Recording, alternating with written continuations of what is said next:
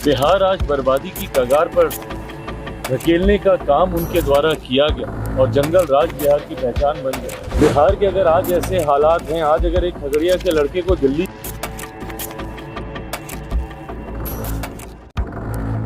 जी हाँ दोस्तों, बंगाल में गोदी मीडिया और मंत्री पर जनता ने उतारा ऐसा भयानक गुस्सा कि चारों तरफ हुआ बवाल। स्वागत है आप सभी का। आप देख रहे हैं द राजनीति का विशेष सेगमेंट खबर और विश्लेषण। मैं हूं जबार खान। दोस्तों, क्या वाकई जो कहावत है कि हर चीज की एक अंत होती है, तो क्या अब मेन स्ट्रीम टीवी मीडिया का अंत अपने अंतिम चरण में है, जिस वजह से जनता अब पत्रकारों को दौड़ा रही है। आखिर बंगाल ने देश के एक बड़े मीडिया हाउस के पत्रकार के साथ में ऐसा क्या सलूक किया जो इस वक्त चर्चा का विषय बना हुआ है, विस्तार से आपको बताते हैं। दोस्तों, सबसे पहले आपको एक वीडियो दिखाते हैं। देश का एक बड़ा मीडिया हाउस, और वो भी उनका मीडिया हाउस जिनसे प्रधानमंत्री नरेंद्र मोदी की बहुत नज़दीकी दोस्ती होने की बात कही जाती है, ग्रुप एनडीटीवी, अदानी ग्रुप। अब दोस्तों, ऐसे में इस वीडियो को पहले आप देखिए और उसके बाद में आगे की खबर की तरफ आपको ले चलता हूं।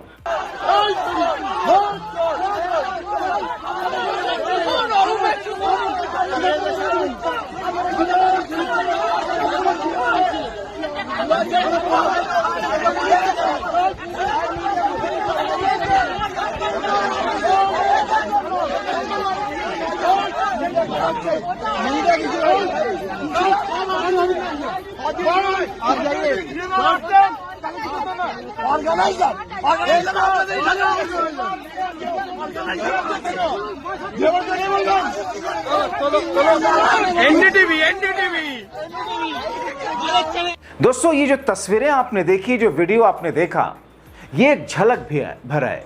रोजाना देश भर में ऐसी खबरें हर जगह से आती हैं जहां मेन स्ट्रीम गोदी पत्रकारों को भगाया जाता है, उनके साथ धक्का मुक्की होती है, और उसमें छुटभइये पत्रकार ही नहीं बल्कि देश के बड़े मीडिया हाउस के बड़े संपादक तक शामिल हैं।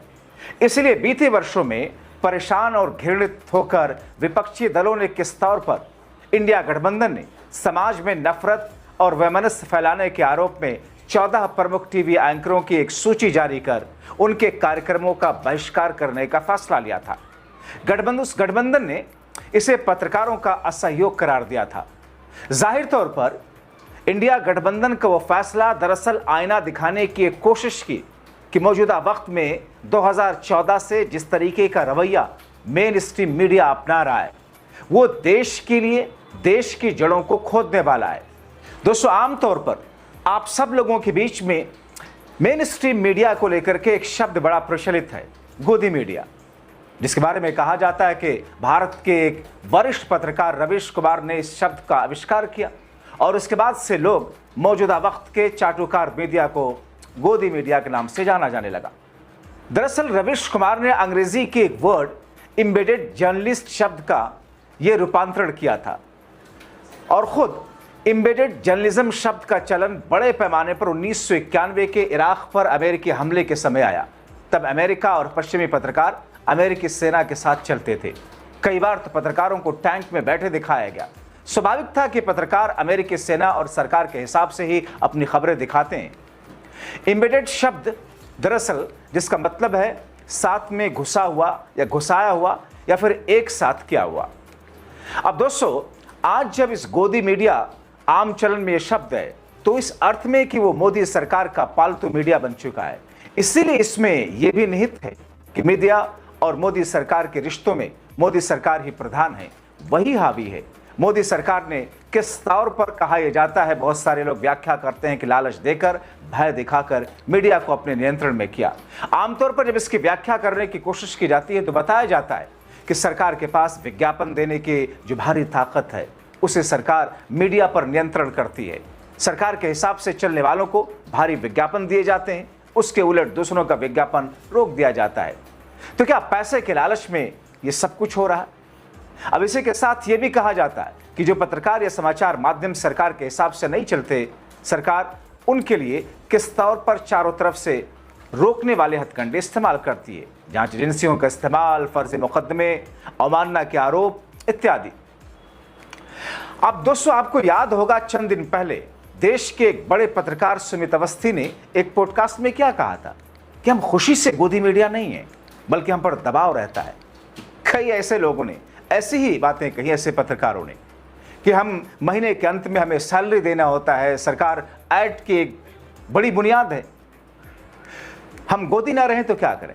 दोस्तों, ये सब एक बकवास है। सच्चाई ये है कि मौजूदा समय में देश की बड़ी मीडिया हाउसेस को बड़े कॉरपोरेट घरानों, उद्योगपतियों ने खरीद रखा है। वो उद्योगपति सरकार के लिए काम करते हैं क्योंकि सरकार उनके लिए काम करती है। यानी एक ऐसा गठजोड़ है जिसे किसी एक सांचे में ढालकर नहीं देखा जा सकता। अब दोस्तों, आज के एक ऐसे ही गलीज बयान को मीडिया खूब प्रचारित कर रहा है।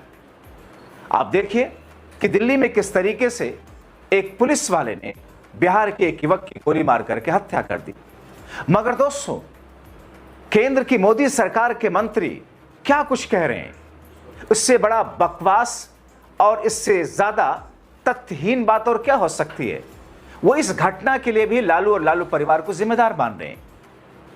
वो क्या कह रहे हैं इस मामले में, जरा ध्यान से सुनिए उनकी बात कि दिल्ली में बिहार के युवक को जो गोली मारी वो दरअसल लालू परिवार की गलती है। दोस्तों, बिहार में किसकी सरकार? 20 वर्षों से बीजेपी एनडीए की। दिल्ली में किसकी पुलिस? बीजेपी शाह की। किसने गोली चलाई? शाह की पुलिस। किसको मारा? बिहार के युवक को। मगर फिल्मी दुनिया से वापस लौटाए गए चिराग की थितरही देखिए, वो इसके लिए भी लालू परिवार को जिम्मेदार बता रहे हैं। और गोदी गिद्ध, गटर मीडिया, गोदी मीडिया उस बयान को जोरों शोर से प्रचारित कराया। सुन लीजिए पहले उनका कुछ सेकंड का यह बयान। बिहार आज बर्बादी की कगार पर धकेलने का काम उनके द्वारा किया गया और जंगल राज बिहार की पहचान बन गया। बिहार के अगर आज ऐसे हालात हैं, आज अगर एक खगड़िया के लड़के को दिल्ली जाके रहने के लिए मजबूर होना पड़ रहा है, तो कौन जिम्मेदार है भाई उसका? आपका दल जिम्मेदार नहीं है, आपके परिवार के लोग जिम्मेदार नहीं है।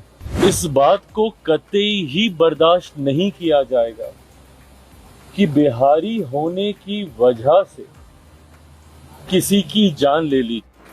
जाहिर तौर पर उन पर प्रहार होना ही था, इसलिए आरजेडी ने क्या कहा कि यह रात में कौन सा नशा करता है जो बोल रहा है कि दिल्ली पुलिस ने बिहार के युवक को दिल्ली में गोली विपक्ष के कारण मारी है। इसे यह नहीं पता कि 21 साल से बिहार में एनडीए की सरकार है। दिल्ली पुलिस की गोली से मरने वाले युवक की उम्र 20 साल है। इसकी मोदी शाह के नाम से गिगी बच जाती है, इसलिए इन्हें कुछ बोलने के बजाय बेचारा अटर पटर बोल करके इधर उधर कर रहा है। खुद जन्मजात दिल्ली से है, खगड़िया इनके परिजनों का घर है, मृतक बच्चा उसी जिले का है। कथित जंगल राज में इनके परिवार ने मलाई चाटी, रहने को घर नहीं था। इनके स्वर्गीय पिताश्री को राज्यसभा भेज करके आवास बचाया था। जिनके गुणगान कर रहे हैं, उन्होंने इनकी पार्टी तोड़ करके, बेदखल करके इनके पिता की तस्वीर कूड़े में फेंकवाई। इनके परिजन खगड़िया से लंबे समय से चुने गए, अभी भी सांसद इनका है। बकवास में विपक्ष को कोस रहा है। कहां से इतनी बेशर्मी आती है? जाहिर तौर पर आरजेडी का झिझलाहट में ये सब कहना, हालांकि शब्दों पर उनको भी कंट्रोल नहीं रहा, ये सब कहना उचित लगेगा।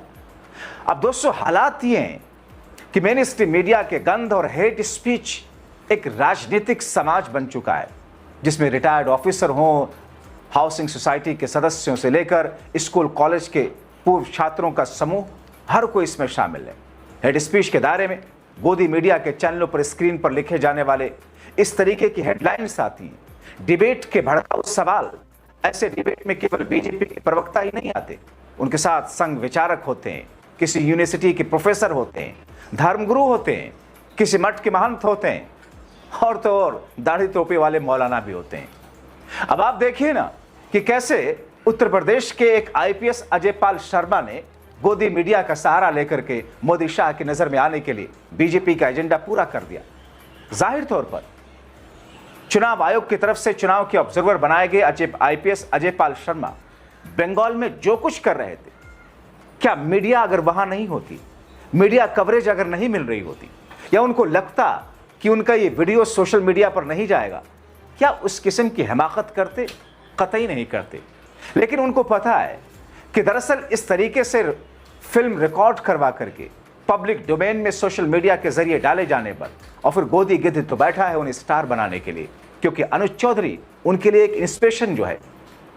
यह और बात है कि अनुज चौधरी पद के मामले में उनसे बहुत छोटा था, लेकिन कहीं ना कहीं एक ट्रैक तो मिलता ही है। अब इन तमाम चीजों को ध्यान में रख करके देखिए कि बंगाल में जिस अंदाज में बड़े मीडिया हाउस के पत्रकार के साथ में जो कुछ हुआ वो एक छोटी सी घटना इसे कह सकते हैं आप, मगर पूरे देश के गोदी पत्रकारों के साथ में अलग अलग जगहों पर आप देख लीजिए। अभी नोएडा के अंदर जिस तरीके से इंडस्ट्रियल वर्कर्स जो प्रोटेस्ट कर रहे थे, एक मीडिया हाउस के बाहर जाकर के उनकी गलत कवरेज के कारण किस तौर पर विरोध प्रदर्शन करने लगे। उत्तर प्रदेश हो, महाराष्ट्र हो, बंगाल हो, दक्षिण भारत हो, हर जगह किस तौर पर गोदी मीडिया का एक पूरा मकड़ जाल सा फैला हुआ है। और ऐसे में लोगों को जहां मौका मिलता है अपने हिसाब से उसे सबक सिखाने की बात न सिर्फ करते हैं बल्कि अपने हिसाब से सबक सिखाते भी हैं। बंगाल की यह घटना मतदान से ठीक पहले जिस किस्म से यह तस्वीरें सामने आई, जाहिर तौर पर एक महिला पत्रकार के साथ में इस घटना को समर्थन में बिल्कुल नहीं कर सकता। हिंसा या इस तरीके से घेर करके खास तौर पर महिला को, चाहे वो पत्रकार हो या कोई भी, मैं उसके सपोर्ट में बिल्कुल भी नहीं हूं। लेकिन जिस अंदाज में, जिस तरीके से दरबारी मीडिया ने जो अत कर रखा है, कभी ना कभी उसका बबल तो फूटना ही है। तो फिर ऐसी स्थिति में दोस्तों आप क्या कहेंगे? अपनी राय कमेंट बॉक्स में जरूर लिखें।